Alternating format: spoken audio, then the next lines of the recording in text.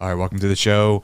This is the Daily Dirt with Dustin Diggs. I am here with Seneca Evans, a.k.a. Rhea Von Wolfgang. There we go. And my buddy JMT is here. It's been a second since JMT's been here as my co-host, but he did do a podcast over the weekend, and he did a fantastic job. But we had a little technical difficulty, so we will redo another podcast this weekend with JMT as the host. How did you like hosting over the weekend? Oh, man, I loved it, man. I loved it. Me and Ken, we bounced off each other real nice, man. Yeah, you were co-hosting with Keenan, and it was a good podcast. Keenan and Diora. Don't forget Diora. Oh, yeah, Diora was there, too. Yes, we won't. You better give her credit, man. Yeah, we don't want to forget about her. Hear about it later. We don't want to forget about her. But the man of the hour is here, Mr. Von Wolfgang.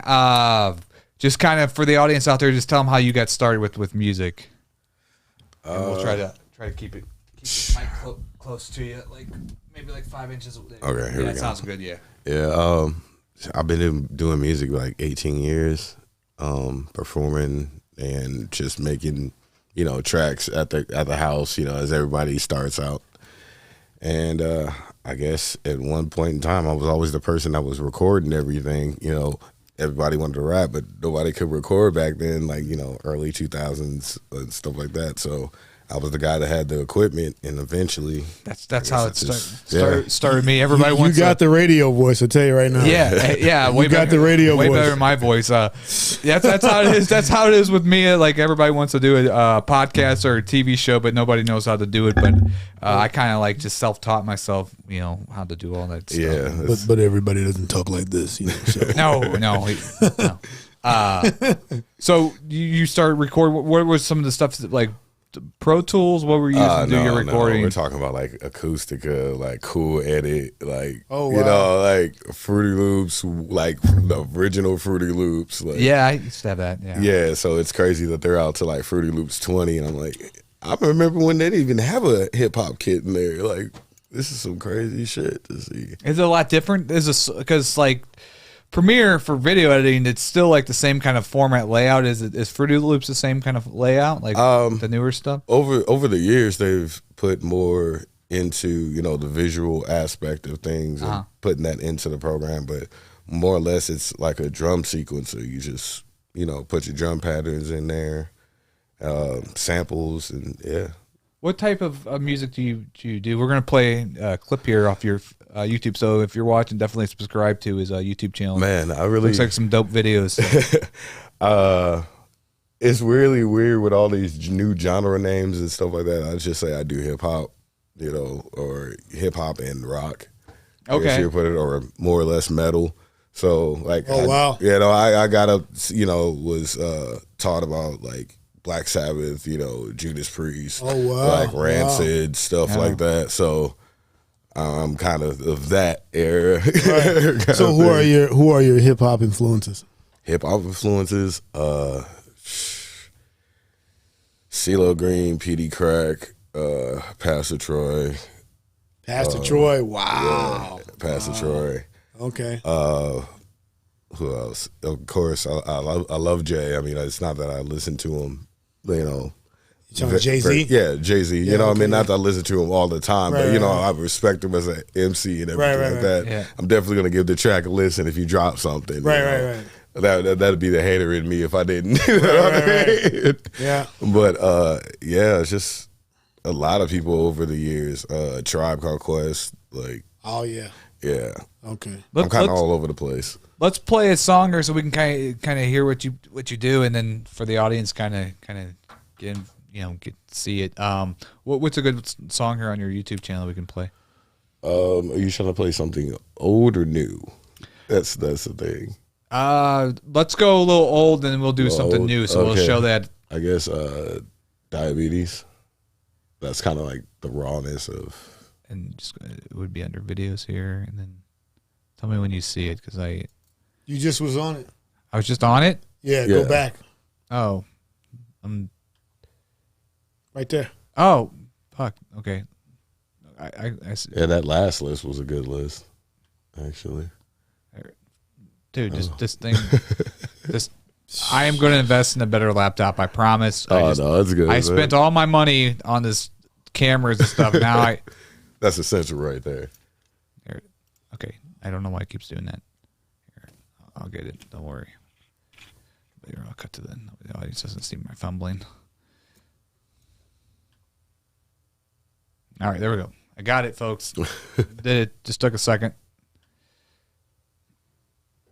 Wants to get out, wants to walk around. It wants some walking around money, and it wants to buy some shoes. And it wants to walk up to people and say, "Hey, Gator, don't play no shit." You feel me? Gator never been about to play no shit.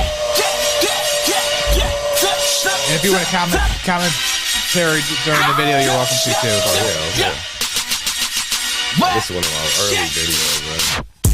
I go hard, heavyweight, and you don't want the round, boy, heavyweight. I must got diabetes, cause I love the game. You don't really need it, cause you're gritty, and I'll take and blame me in. I go hard, heavyweight, and you don't want the round, boy, you recorded the video like some place kind of like here, like down in my crib, homie crib. I like the lighting. In my overall heavy, get you fucked about it, sweat. Till my flow can break the left, yeah. Betty, bitches on my bridges, these riches, and I tell them I ain't tricking. I could leave that pussy smitten, and I rub the kitty like scratch off. She cash off and I smash off to the studio. I get it in with a better band, no schizophrenia.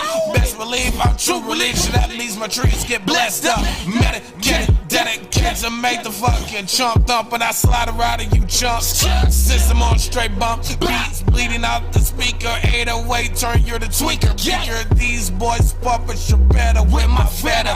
These peasants lying for crumpets, niggas ain't right. I go hard, heavyweight, and you don't want the round boy, what? Must got diabetes, cause I'm not a cat, but you don't really need it, and you're gritty, and I take that blame in. I go hard, heavyweight, and you don't want the round boy, what?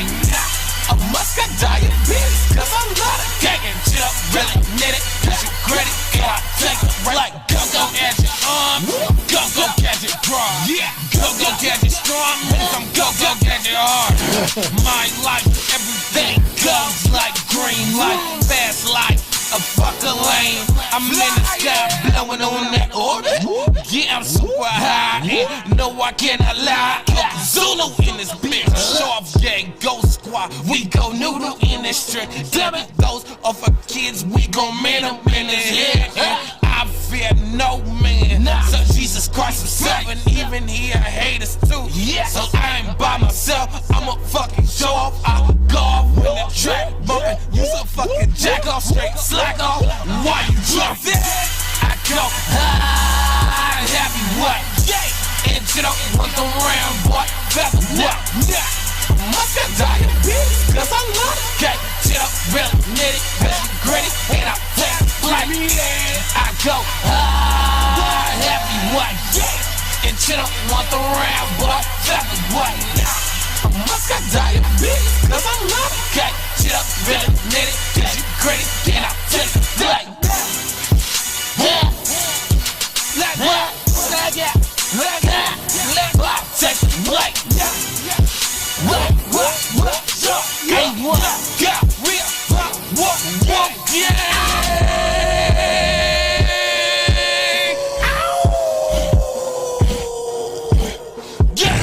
Yeah, I love it. Makes me want man. Gives me some energy. Makes me want to just go out and do some energy stuff. For all your old shit like this, let's just stick to the old school. Yeah. All right. So let's yeah. I love it. Yeah. Yeah. Yeah, that one's shit. Diabetes. Wow, maybe that's what's up, man. 10 years old, maybe, probably now. And it's I'm sorry. Oh, that's 10 years old? Yeah, that's the crazy. That's why I said it before we got on here. It's a trippy ride because it's like a lot of the stuff I was doing wasn't even, a thing, like really allowed, sort of, in a way. It's funny because you come in here and your personality is way different than when you're on the mic, though. So it's kind of it's always funny when artists come on and like they're a different kind of persona than I guess what they put on the camera. Especially when he was like, I'm into the Black Sabbath and shit. I was like, oh wow. Yeah, that's. I love it. Who do people say you like remind them of? Shit. shit, Pastor Troy, Waka Flocka, Offset from the Migos. Like, I mean, you better than Waka Flocka, man. I mean, that was one of those influences. I give you better credit than that. That was one of those influences, like the intensity. Waka Flocka was your influence? Like, as far as like, I want to say like stage presence, like that early age, oh, let's do it type of time period and stuff like that. Like seeing that type of energy on stage made me want to, up mine. I'm like, okay, I'm not going hard enough. Like, right. You know what I mean? Okay, I'm working on my rhymes and stuff like that. I want people to respect my rhymes, but at the same time, when I get on stage, I can't just stand there. Yeah. Right? So Yeah, I noticed like there's people that are really good at like music videos, and then there's people that are just good at stage presence. Like when there's ways to command the stage, and there's certain artists have, and certain artists need to work on it. But yeah, definitely, I like when I watch a performance, people with like energy and moving around and doing some kind of thing on stage. It takes a lot, man. Yeah. Like, and weirdly enough, like I use it as I guess maybe a therapy type of thing. Like, if I'm pissed off and shit like that, like that's where I take all that aggression out is on stage.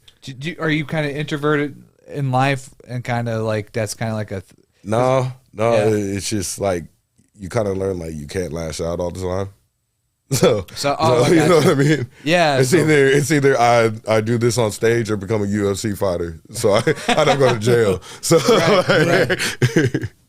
When you write like a song like Diabetes, what made you think of the lyrics? How did you like the process of you writing that? Like what?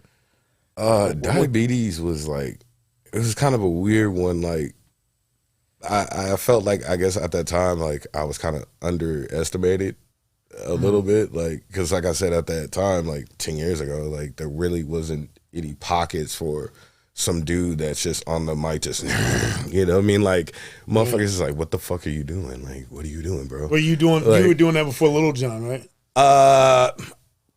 In my own way, like growling and stuff like that, yeah. But like, Little John was already out there. You know what I mean? He was definitely already out there.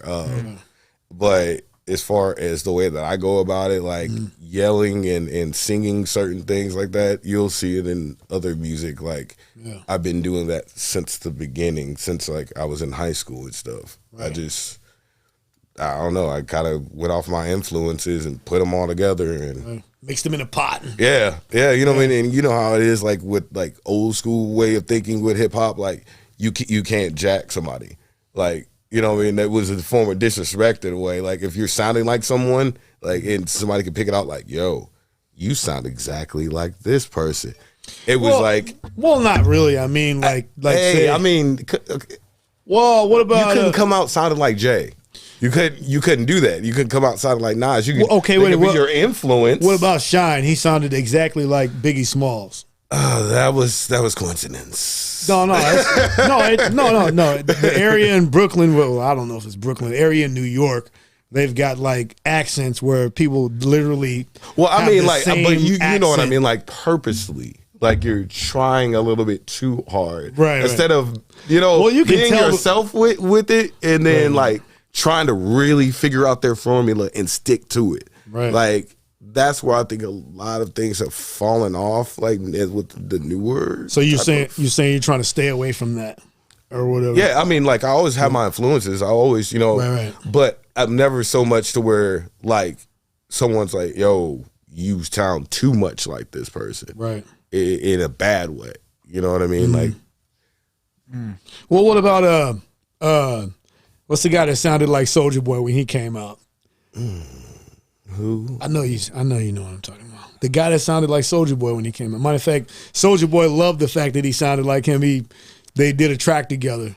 All the way turned up. You remember? All the way. Oh, Roscoe Dash. Roscoe Dash. Yeah. I mean, he didn't sound like him though. He had his own. Nah, he was sounding just. I mean, but everybody was trying to do that dance shit. I mean, like it was what it was. Like how they're trying to jump back into it. Like, but you know what? But Soulja Boy, he loved the fact that somebody was trying to sound like him. He like put him on the video and everything. You know what I'm saying? So, Yeah, I don't know. But he also Soulja Boy knows money when he see it. He's like, that's this true song's too. about to be hot. And he sounded like me. And people, when I first heard it, I thought it was Soulja Boy. Yeah. Didn't you think it was Soulja Boy? And I saw the video. Well, I was kind of into like Atlanta underground, like stuff like that. So I had heard of Roscoe Dash. You know what I mean? So I kind of was already aware that he was like somebody different. What the fuck is Roscoe Dash doing? I haven't heard anything from him in quite some time. Soulja Boy hasn't done anything recently, has he? Independent stuff, as far as I know. The last time I seen something, like just smaller shows, and I mean, hopefully his business is right, so he's getting some residuals and stuff. Yeah, so, well, a lot of those musicians, they probably don't know how to spend their, they get all that money and they go broke. Yeah, like MC Hammer. Like, remember MC Hammer went broke? Too many stories of that. Yeah. Well, if you got a big check, what this is a question for everyone. What would you buy? What was the first thing you would buy if you got like $1 million check, a signing bonus? Land. Yeah. Literally land. Yeah, I'm with him. I'll get me a cheap piece of land somewhere, and build me a studio and go to work. Yeah. $1 million. It's just $1 million. So land, $1 million is not going to go that far. $1 million is not going to go that far. Land and build like a investment, modern studio and go to work, man. Yeah, it's only $1 million. Yeah, I'd maybe invest in like some kind of like apartment complex or something like that. You know what I mean? Something like buy some. Something that people are paying. That's going to bring in money in. Yeah. But you got to think though. I mean, land, you got to sit on it. You got to sit on it. Apartment complex, you got to think, man. You got to. It's money you always got to dump in that. Are you gonna unless you're gonna be a slum landlord? Are you gonna be a slum landlord?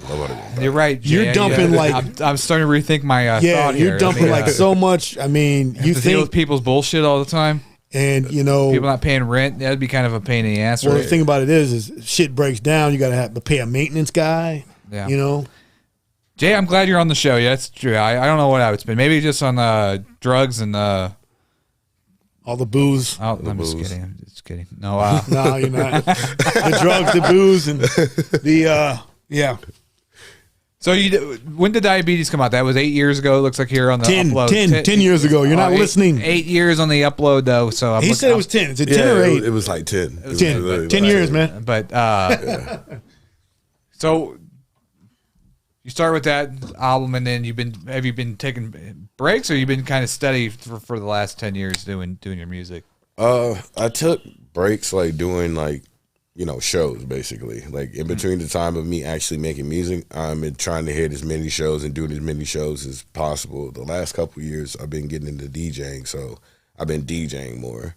And I think it's about time I probably got to drop one again, so I have some new, fresh music for people that actually have been along. What type of DJing do you do? Like really anything, like corporate events, weddings. Okay. Like if you have a concert you want to, event you want, I could do that. Like whatever the job is, for real. I was gonna have in a couple of weeks. I'm having a DJ roundtable where I'm getting all like the best DJs in St. Louis, and we're all gonna sit here and kind of just ask questions to each other about the whole DJ business. So definitely, I'm gonna keep you in mind for that. Yeah, that'd be definitely great. Yeah. So, but going back on your career, so you did the diabetes, and then what's some of the new stuff that you've been working on in the last year or so? I'd probably say my newest one is Sauce Lord, or Spread and Sauce.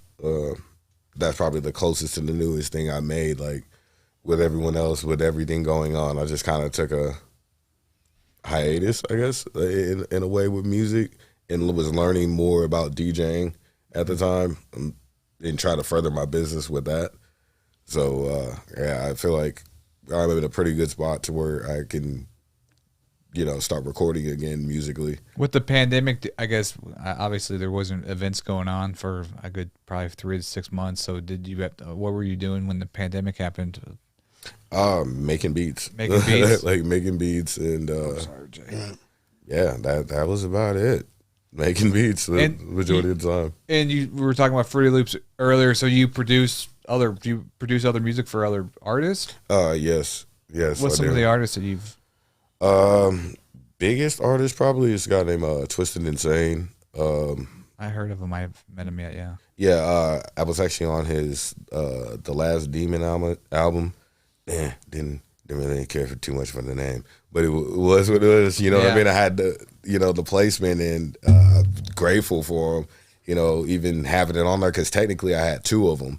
That is, they're both on the preview, and one is that made it was called "Make It Out This Room," which is like, it's a really heavy track. Was it the same kind of style as Diabetes? Because yeah, but I could see like your songs being used in like a Rob Zombie kind of horror film, more or less. Like, I'm a horror movie fan, so yeah, when Make It Out This Room really sounds like a horror. Like, it kind of reminded me of that the Diabetes. Kind of reminded me of that video LL Cool J does. So you caught on to it. Mama said, "Knock me out." You caught on to it. That's what it is. Yeah. That's exactly what the feeling I was trying to go for. But it was yours though. It was like you took the concept of that and made it yours. Yes. That's exactly what I was going for. Yeah. That's crazy. Actually, you're like the first person to actually pick up on what the influence was. There it is. There it is. Well, I'm old school too, so that's probably why. So horror movies. Tell me some of your favorite horror movies. What's actually? Do you like was a Body of a Thousand Corpses? House of a Thousand Corpses. Corpses. Yeah, I'm definitely love that. I own every Night of the Living Dead there is. Like, you own the original one in black and white with the black and white and all that. Like, with the black guy. Remember the black guy? Yeah. I own that. I thought that was hilarious. Man. I had the remaster copy with the coloring on it. When did they make? I forgot when they made the original. Was it Walking? No, it's not Walking Dead. It's Night of the Living Dead. Night of the Living Dead. It was in black and white. It was like 1960. I want to say 1965. Right. I want to say. Yeah. And then they did the Tony Todd version in 1986. I believe 1980, maybe not 86, 88. One or two. Yeah, I don't know. It was mid '80s when I just distinctly remember the black man like walking around the house. He's got the rifle, and the white guy's like, let's do it like this." I said, "Nah, we doing it like this." He's like, "I'm boss up here. You go be boss down there in the cellar." Yeah, that shit tripped me out as a kid. I'm like, what? Yeah, like, this can happen. Like, my little mind at the time was like, oh shit, put up the house. Like, those are more kind of like, I don't know about that one, but like action horror, kind of like, I think like Dawn of the Dead or whatever. It's kind of like action horror. Like, it's like at the end the guy starts kicking ass or whatever, and then I always liked like the first Halloween because I like that whole like suspense. You don't really see Michael Myers until like the third act. Yeah. So I like that kind of suspense to the audience, but I also appreciate like the ones like, you know, The Walking Dead and shows like that. I do like slashers too. There's nothing wrong with a good slasher here and there. Did y'all see the Michael Myers that had Busta Rhymes in it? Oh yeah, H2O. Oh yeah. No, that's not H2O. It's something else. Resurrection. I don't know what it is. I want to say it's a Resurrection. Then. Yeah, I think you're right. I want to say it's Resurrection because he made it. Like, everybody glosses over that fact, but he fought Michael Myers and lived. Right. No. The funniest part of the whole one, he's like, Michael. He turns around, he's like, come see me. That was fucking hilarious. Like, that was the dumbest idea you could have done, bro. You could have been up out of it. Like, it was nothing wrong with it. It's Michael Myers. Get up out of there. But nobody does that. They see Michael, they're hauling ass, but he's like, Michael, come see me. That's funny, dude. He tried it. What's some other horror movies that you're like inspired by? Okay, you put me on the spot on this one. Here we go. Actually, think about some an American Werewolf in London, Paris. I forgot all about that one. Then what was it? An American Werewolf in London. Both of those, like, I don't know, like that was. Probably the movie that was like, yeah, I'm a horror movie fan. Like, as a kid, I liked these aren't really. I don't know if they're like great horror movies, but I liked Waxworks back in the day, and then People Under the Stairs. That. But it's not like it's not like a horror. It's not really that scary, but it's kind of thriller, kind of fun horror, kind of. Okay. Yeah, it's kind of like the characters are over the top. It's kind of cheesy on some spots, but it's kind of like it's just a fun movie to watch. I feel like a lot of, like, you know, those 80s, 70s ones were borderline cheesy. Yeah. They were trying. Wes They had, Craven. all those movies had like that 80s cheese. They had a little bit of that Yeah. 80s cheese on it. Yeah. But a lot of people don't know like the bigger actors that were in the 90s on into like the 2000s stuff like that we see as like bigger actors started out in horror. Like I don't know if that was a thing back then. Like they just had to like bust their chops in horror movies like, first, yeah, right, and then go into drama and stuff like that. But like Samuel, like Jamie Lee Curtis, like, but there's so many of them actually did some, even if it's an off-brand horror movie, like even they were in What one. horror did Samuel L. do? Halloween, wasn't he? Oh, Samuel It was L. one of the Halloweens. If Really? I'm not mistaken.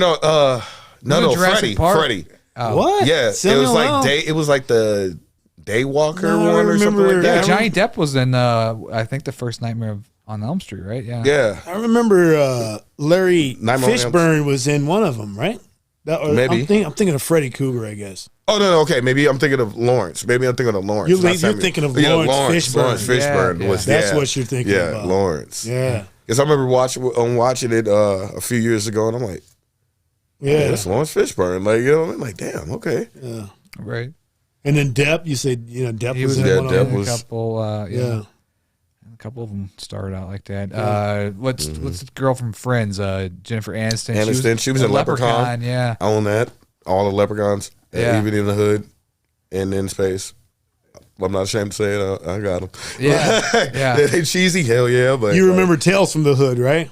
come on, man. Hell yeah, I do. I just watched that the other day. My favorite one is where David Allen Greer whoops everybody in the house. Oh, with It's like little David doll. Allen Greer whooping everybody in the house. That's fucking And then you had to hilarious. switch over and see him in living color. You're like, Yeah, that's what made it funny. Him beating everybody in the house. I thought he had some good acting jobs. I think he's one of the most underrated of all the cast of The He's Living very Color. underrated. Very man. underrated. Very Like underrated. he's somebody that should have had a big career. Yeah. He was great, especially in Living Color. Like he played more like diverse type of characters than I think any of the other cast members. Even Jim Carrey, I think he's underestimated. Yeah, he did play a lot of diverse roles yeah. over time. Over time, yeah. All of them, like all of the Wayans brothers, Jim Carrey, David Allen Greer. There's nothing that they would not do. Yeah. All of them. They like, I need you to get in this dress. Sure. I need you to act like a bitch. Sure. Yeah, I need now- you to act sure. We do a comedy Sure. show that's still live, and put some. I'm not gonna put a wig on. Right. No way. I'm not doing that. I'm not putting a wig on. Right. So, yeah.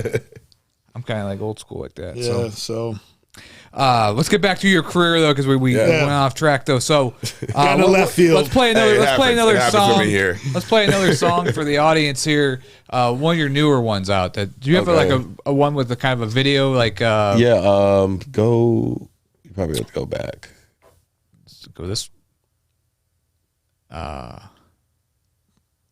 Try You could do All I Do Is Work. That's pretty recent. Okay. It's 26 seconds. Oh no, that's a snippet. I'm like, wait all a it does minute, is no, work. 26 seconds. no, that's definitely not it. Teaser or something. Oh, it actually was the teaser for it. We'll play the teaser first for the audience, and then kind of just pitch to the audience what this song's about that we're about to listen to. We'll find the full version. That's good editing right there.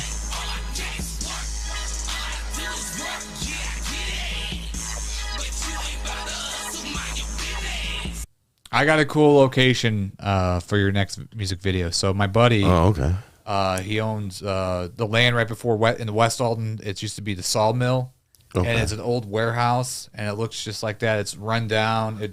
We did a horror like photo shoot there, but it would be perfect for a music video. Yeah, we can't do it right now because it's summertime and there's hella snakes out. Oh, And it's shit. playing- Yeah. But so I told him he wants to do like a big bonfire there. I'm like, let's wait till the fall when like there's no snakes around. Take your machete down there just in case, man. Yeah, I mean, I got one, but I'm just not trying to, You're not trying to fuck with it at all. I understand, but I'd much rather them leave them be than me to have to. I'm just saying, if you go down there, just take it with you, the machete. Make sure it's sharp. Yeah, you don't want to hit it with a dull knife and have it come at you, and you just it's not doing the job right. It's not. Just throw some bitch. Here, I'll search for it.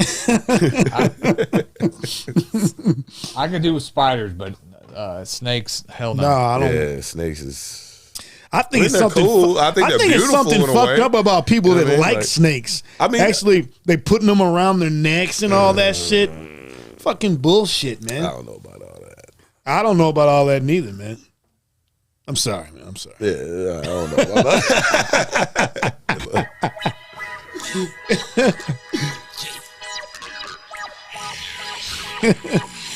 I think that's probably one of the worst deaths. To get strangulation by a snake. Man, come on, man.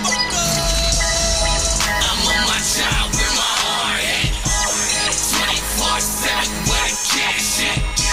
If you ain't about to hustle, then you laugh quick. Clock it in, clock it out, but you know what I'm talking about. All I do is work. All I get is work. You know I put in work. All I get is work. Let me get it in, let me get it in. Work it till work is Kind of crazy, like seeing your art or your media on like different, you know, besides where you're used to seeing it. Yeah, you're seeing your art different places. You know what I'm saying? That's a good thing, man.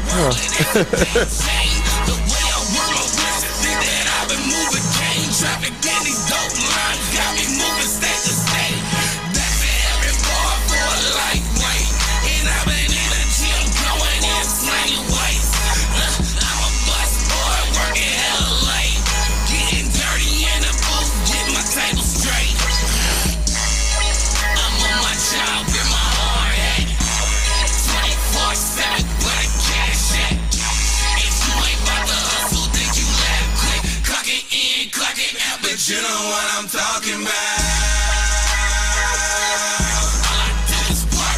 Also, this was weird because like I was wearing masks before this whole COVID thing even happened. So when it's like, it was like, oh, you gotta wear masks. So, all right, I've got multiples. Like,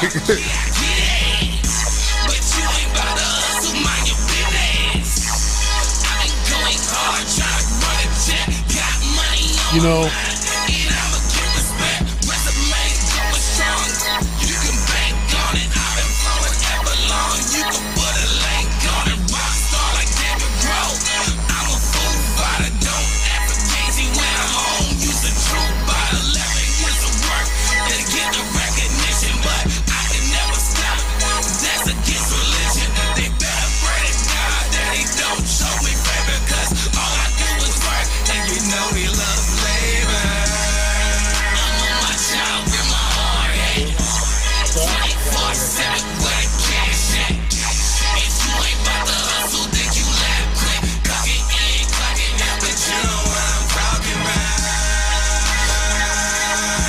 is there a link to share? Is there a link to share? Yeah. I got it. Oh, yeah. Yeah, check it out.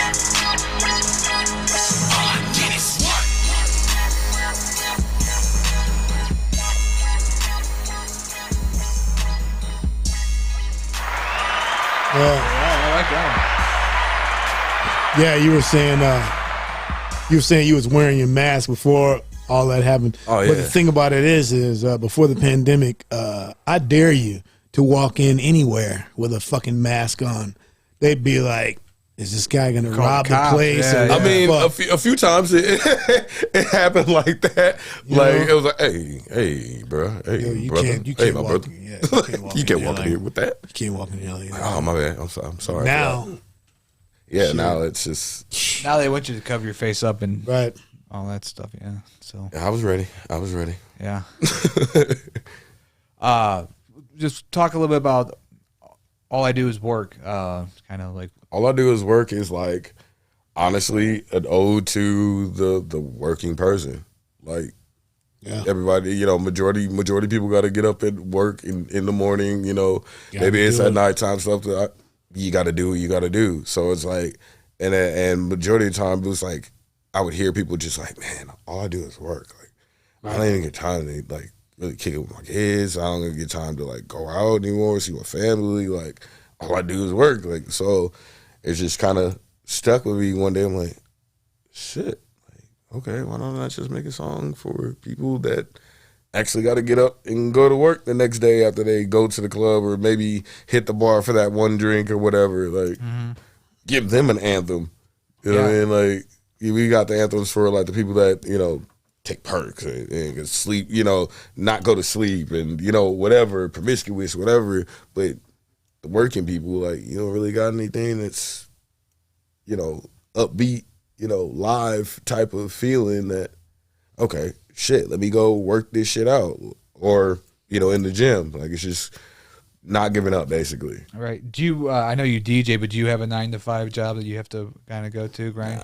So you just music. Just music? Well, that's great. Music. That's great. Yeah, I find myself when I do have to work the 9-to-5 job. Right now, I'm doing corporate videos on to make a living, but it definitely gets me motivated because like working at like a factory or working wherever it fucking sucks. So the whole time I'm working there 8 hours, I'm looking at the clock and I'm thinking like I just got to get the fuck out of it to do my thing and you know you got to get out of that. You got to get out of that shit, man. Man, do what you got to do to get out of that. Man. Especially like if you're like a creative soul, like in any type of way, like no matter what medium it is, like it hurts even worse. You know, it's killing. It hurts even worse, man. Because during the day, that's when you got all your creative juices flowing and you're using that up, working. It's like you still got it, but like you know, yeah, it's not the same, right. So I mean, like if I want to translate like what I'm thinking in my head, like you know, 8 o'clock in the morning, I want to be able to just you know go in my studio, go ahead and translate it, right, instead of shit, I'm clocking. Yeah, I gotta fucking right. And the fact that you're doing it, you're just barely getting yourself out of bed because you already know where you're headed. You know, it's fucked up, man. Yeah. And what's sad is if you don't figure something out, you'll be doing that the rest of your fucking life. I mean, just basically taking whatever you're doing and making that your business. Like, I've heard somebody for everyone's a boss and stuff like that. Like, okay, in this situation, like, and especially in the last 2 years and stuff like that, some people have bossed up, like, and figured it out in themselves. Like, okay, I really can handle this. You know, some people fell off and some people, you know, progressed. Some people are maintaining. But when it comes to especially music, you're going to have to get to that level to where everything's going to be on you. And to a point to where even if you've got to find other people to network with, it's got to be on you to find them. Absolutely. You know, new photographers, new videographers, like marketing, promotion. New producers. You know, new producers. Like, even if you just got like a core producers or one producer that you mess with, like really like get down to the business part of it now. You know what I mean? Things become more professional at some point. You know, if you really want to make the money out of it that everyone, you know, wants to make out of it, and then having your business you know, taken care of, and really like either if you're not a reader, get somebody else that can read them damn contracts, even if it's with, you know, smaller companies like Tidal, stuff like that. Like, just get them to look over and find out what's the right avenue for you. Well, you gotta learn how to read that shit your damn self. Yeah, you know what I mean? Like, that's number one. Like, you got to be able to read the small print. Yeah, you got to be able. Like we were talking about, like with the old school, you know, artists and stuff like that. Right. Their contracts are what has them pissed off now. You know, 30, 40 years down the line. Yeah, they're like being young and not knowing anything and just being broke. You know, and just like say, here's a bunch of money. Like, I thought it was the craziest thing hearing about like Anita Baker like having problems with getting her money from the music that she made. Like, you're a legendary R&B singer, and you're all kinds of, you know what I mean? Like, you're getting the same money as the artist now. Like, you're not getting no residuals. Like Prince had that problem at one point. Yeah, then he was. That's remember the symbol? He was. You remember the symbol artist formerly known as Prince. Yep. And got his business straight. Got paid, and he went back to Prince. Yeah, weirdly enough, and it's crazy because maybe I was just like a music nut like that at that time. Yeah. Like, even being younger, like I kind of understood what was going on at the time. The very worst one I heard was about the Locks. That's got to be the worst one ever. What was with the Locks? The Locks? Well, they signed something where P. Diddy like owned like the rights to man, all if it had something to do with Diddy, shit. you already know what's going on. Yeah. Well, that boy will figure out a way to be in your check. Yeah. You good in here? Take that. Now you owe me. You're like, what? So I just watched a documentary on Bob Ross. And it's just into music, but like, oh shit, he doesn't even own the name. It's some other family that owns the name and makes money still off 20 years off his image. Wow, crazy. And I mean, they didn't even throw like a little bit to his family. You think like they would just cut a little bit off. I mean, it's just the greed of people sometimes. I'm not saying that like his family deserves all of it, because obviously this family pushed the Bob Ross name and made it what it is. But shit, you know, you think after the guy died, they would give some kind of residuals to the family. It's just nah, especially in the old school cats, they're not giving up anything. It's I mean, it's with the greed of people when it's just what's too much. I mean, it's not. Man. Yeah. Like I'm kind of seeing this thing going on, and I'm not exactly sure about it, but it just kind of seems real fishy. It's like you have like these bigger artists, they are looking for artists, but it's like a lot of us don't have the business sense to know like even that there's a totem pole. You know what I mean? Like there's the big label, and then there's the artist, and then there's you. You know what I mean? Right. So if you're signed under let's say Joe Schmo that just got signed to Universal, but he signed under, let's say, all kind of loopholes. You know what I mean? Like shit, you literally got to go down the line and figure out that okay, I'm the fifth. Like by the time the money gets to me, five or four people touched my money before I did.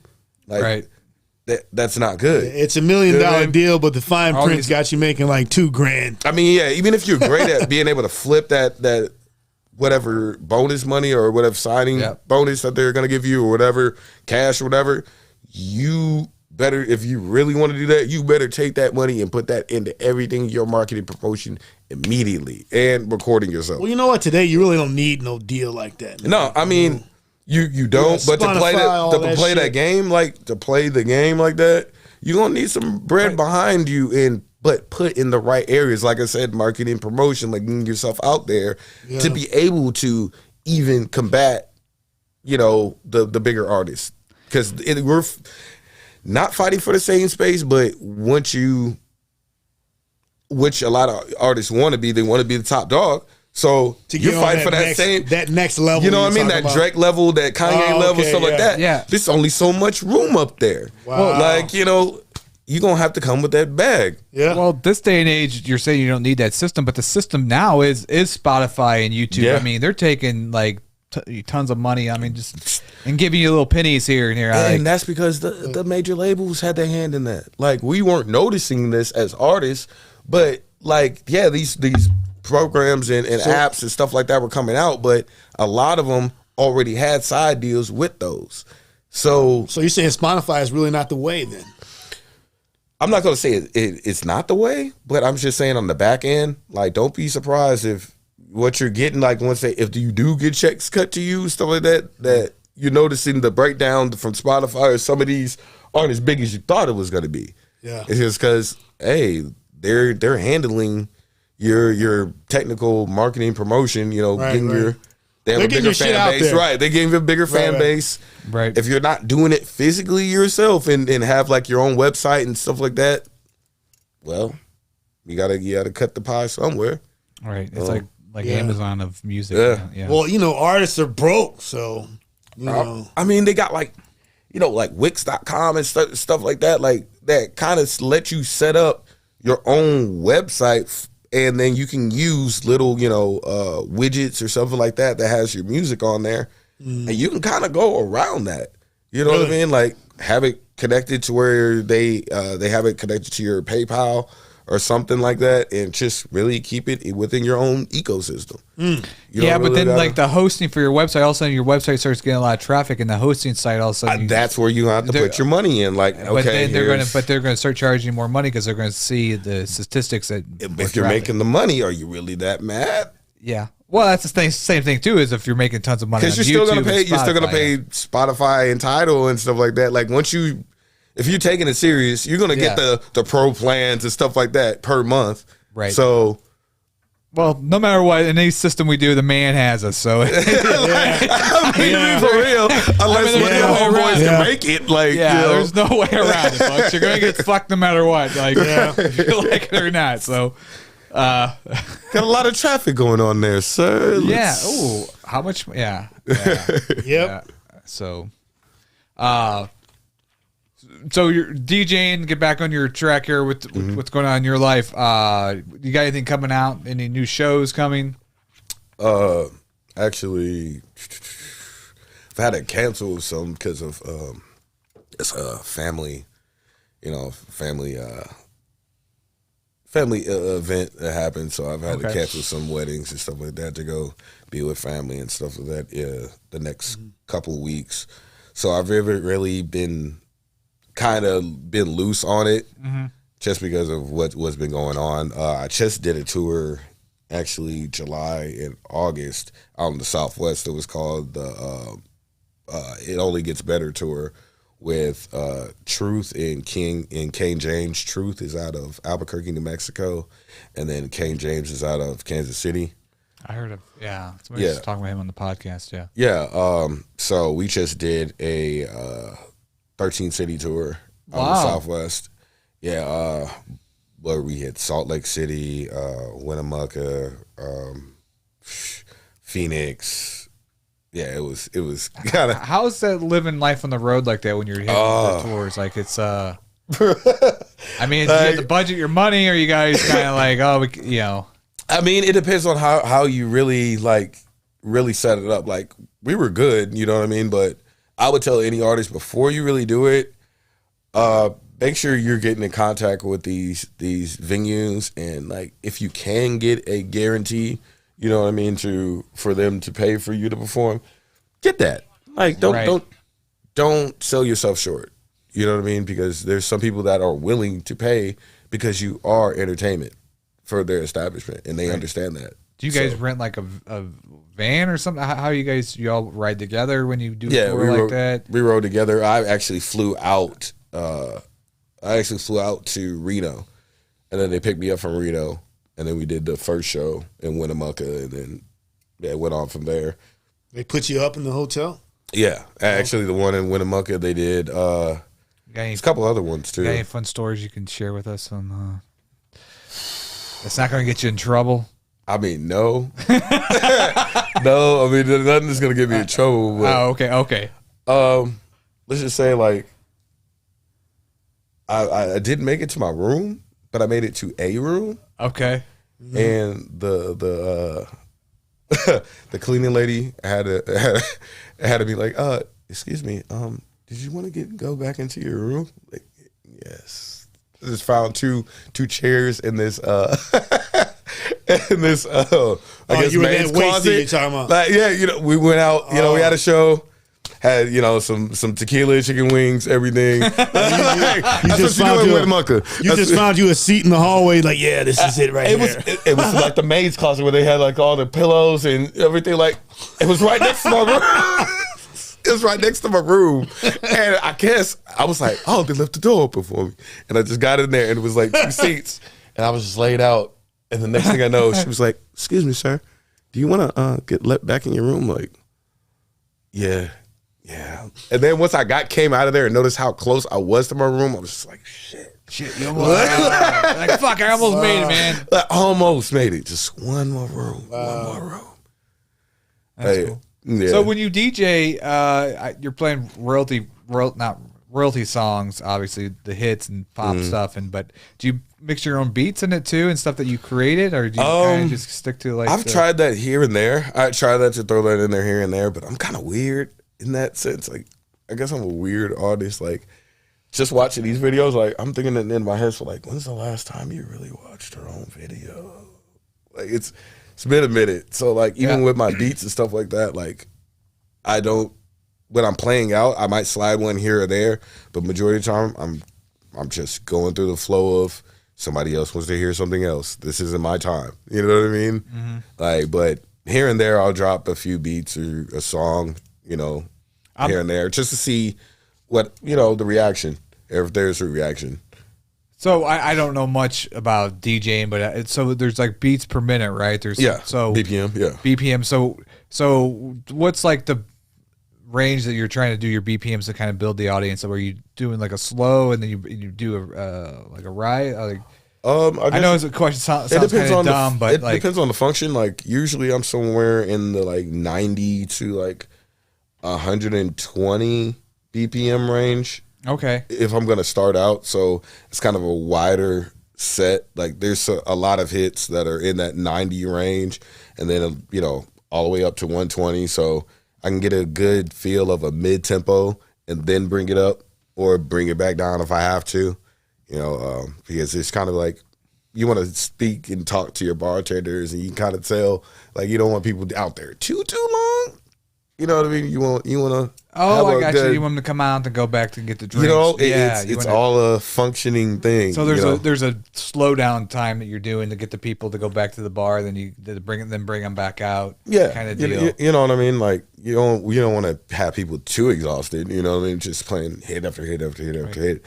Unless this maybe is a festival or something like that, then yeah. So when you're traveling around, going to these different cities, I guess you're trying to read the crowd. Okay, yes. a bunch of Hoosiers here, maybe play a little kind of something like this, or a different type of younger crowd, older crowd. I also try to find like look up local artists like that was in the state, or that was in that city, and if I'm vibing with it, I might throw it in there. Like it's not just about me as a DJ just playing what I want to hear. Like if I'm in your city, like let's say Salt Lake, I played a few Salt Lake artists that I had found on YouTube after figuring out what their scene was, their vibe was, kind of a West Coast, California type of vibe to their music. Mm-hmm. And played a few of their songs, and they were really vibing with it. I did that out in Pittsburgh too. People really pay attention when you're playing like local stuff, that especially if you're from out of town. Like, okay, you're a little bit more tapped in than I thought. Do you feel like you get a lot more respect going out of town, being an out of towner coming into a city like Pittsburgh, or than if you just went up the street and played in St. Louis somewhere? Like, do you think that do they have that perception that you're bigger than what you maybe are because, oh my God, this guy's coming from St. Louis to come DJ here, this guy, do you kind of get that kind of I don't want to say credibility, but I don't really feel like that's really the thing. Like, mm-hmm. How about I say it? Like, they really get more impressed after you do what you do, or while you're doing it. They're like, oh, okay, like you're actually about that. Whether you're a rapper or singer or DJ, like they want to know, can you do what you came out here and traveled all this long way to do? And that's when the respect happens. Like whether they know you or not, like they're gonna give you respect off that if what you're doing is something they fuck with. And that's something I did really notice from this last tour. It's like, okay, yeah, I've never been to some of these spots, but I'm giving them 110% as much as I can. And they're like, all right, like I'm not used to this. I've really heard of this, but I like it. I respect you for coming out here and, being at our bar or, venue. Right, and giving them the respect too. Yeah. Gotcha. Have you did Diabetes live? Oh yeah. Yeah. Oh, a lot of times. Like I got so much neck problems from that fucking time. like people don't understand. Like I'm a metalhead, so like honestly, another way came into writing raps is that I couldn't find a band. Like I couldn't find the type of band to play the type of stuff that I had in my head. Yeah. Mm-hmm. Like we hadn't got that heavy yet. Right. We hadn't really got that heavy yet. So I'm like, okay, maybe I can. And then it's make hard some keeping beats. a group of guys together too. And the thing about this is, let's say you're an artist and you're a solo artist, like you ain't made it yet. It's like, in order to get somebody to play for you, you got to be able to pay them, because you're not gonna be like, hey man, let's name the band after me. They be like, and I came out of a group called Black Flag Cartel. So that sounds awesome. What happened with them? Like you said, there were so many of us. Can't keep a group of guys together. I mean, but then adulthood. A lot of them had kids. What was it? Say it again. Like Black Flag Hotel. No, Black Flag Cartel. Black Flag Cartel. That sounds like a good movie name, huh, Jay? Yeah, movie name, a name for a band. That goes hard, man. Did y'all copyright that? Yeah, we tried to back in the day. I think we did actually. Black Flag Cartel. No. That's yours. We were. I'm not about stealing people's shit, man. Yeah, we were back like I want to say like we're doing stuff like 2002, 2000. Well, no. Y'all got any videos? 2005, 2006.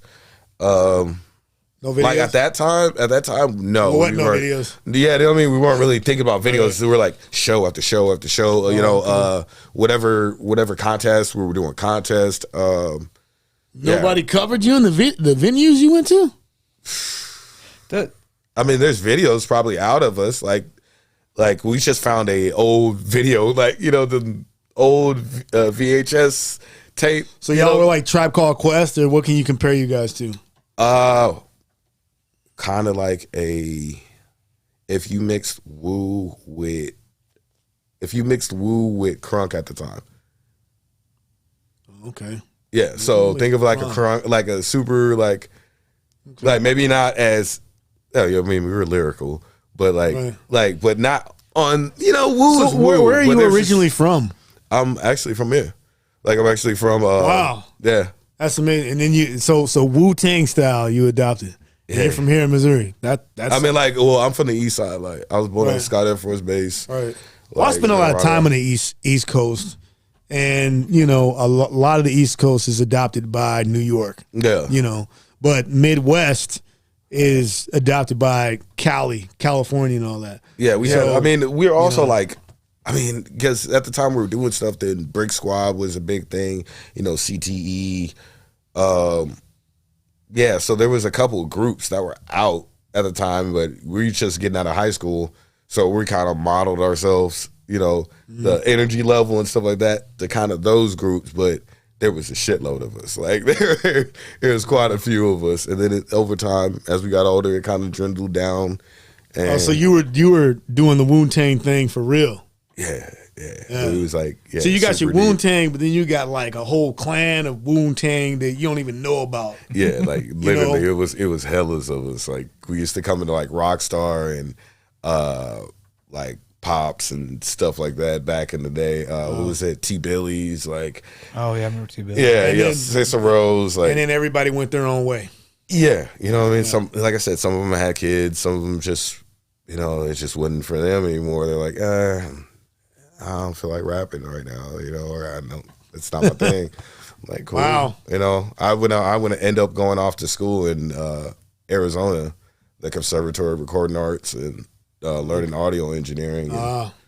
Yeah, it was like it was like a weird, like it was supposed to happen almost. Like as people were falling off, like I'm working at fucking Papa John's and get a call on my phone from the school, and I guess my mom like saw something or some type of ad or something and called him, and.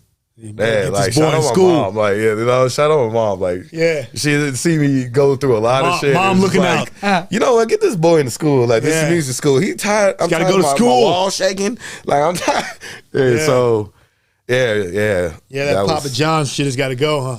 He had to go. I love driving. Like just being in the car and delivering pizzas. I mean, not the pizza part, but just being in the car. And like that whole aspect. Being myself, being by myself. Good too. So you're in the metal. Is St. Louis? It's always seemed like a hip hop scene, but like I hear like it's a metal scene too. But I haven't had that many metal people on here, like on the podcast. Not that they should come here, a good one. I don't know if you've had them already. Is Discrepancies. I've heard of them. I'd love to get them on. I think did they win the Road to Point Fest or something? Yes, they did. Yeah. Real cool dudes. We actually we opened up for Head PE together at Pops. Okay. Like I was like the only, I guess, quote unquote, like hip hop act there, and Head PE's management are the ones that selected me. So I always thought that was kind of dope. I didn't know. I just put it in and didn't think I was really going to get the slot, and then got the email that their manager was like, yeah. So when you headline first, or somebody had a big name headline and you opened for them, do you hang out with them backstage? Were you head out with Head PE? Were you backstage with them? Were they talkative to you, or were they kind of doing their own thing and their own? I mean, they're like sociable guys. Like they're super cool, but like hanging out backstage, like no, like I don't know. I'm weird. really do the hangout backstage thing. I much rather be out and mingling with people and stuff like that.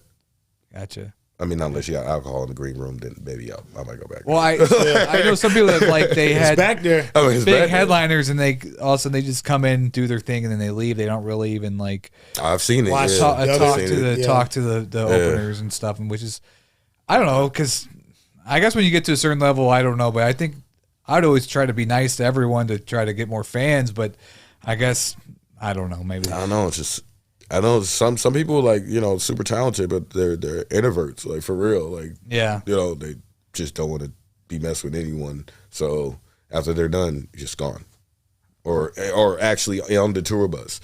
They might not be gone, but they're just sitting on the tour bus. Like, no, I don't really like being around a lot of people. Yeah. Well, you might get to that level too. Is that people are always trying to get something from you? It's always so maybe you're really kind of I don't know trying to stay away from people because they always try to like. Think that you have some kind of key to their success or whatever, but yeah, you do. I mean, you never know. So I always wondered how they think. Intentions are. Yeah. So do you have any other shows coming up soon that we can see you perform? I just did Paint Lewis. Shout out John Harrington and so and so. Just did Paint Lewis. They've been on the podcast. Yeah, great guys.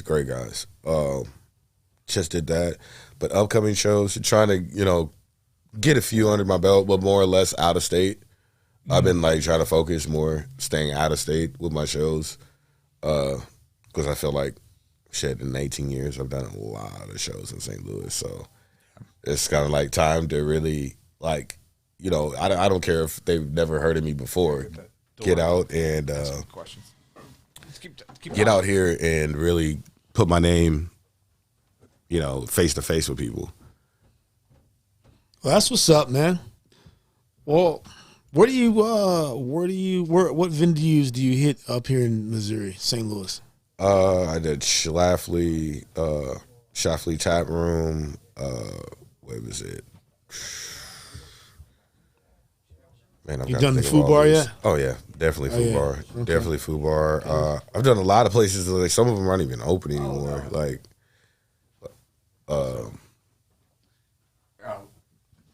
Matt, you can sit in. We're about to. Matt Wolf is here for the next podcast. So two wolves. Yeah. Do you guys know each other? No. Oh, okay. Just funny that my nickname is Rhea Von Wolfgang, and then his name is Matt Wolf. So two wolves. That's my real last name. Yeah, that's dope.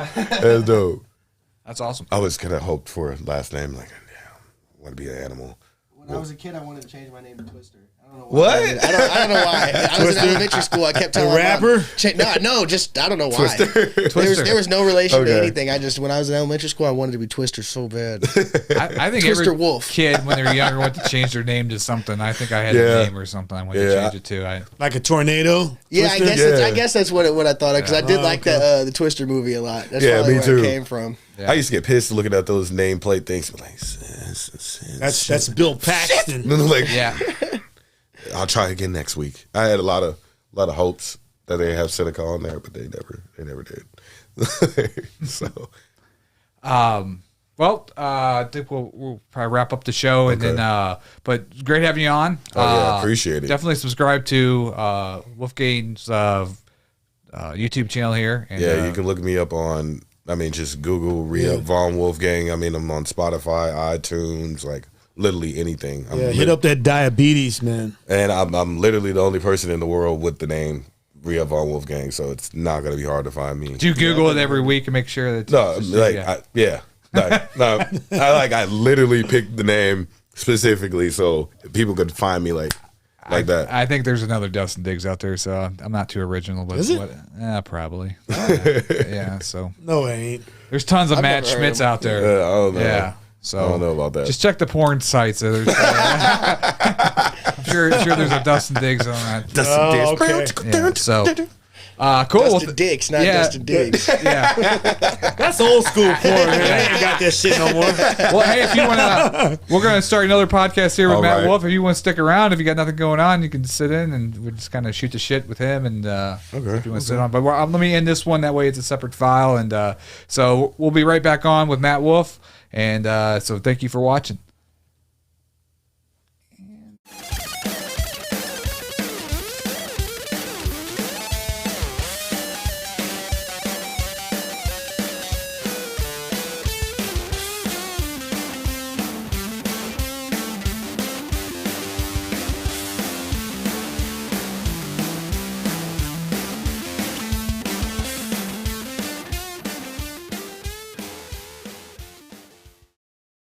globe.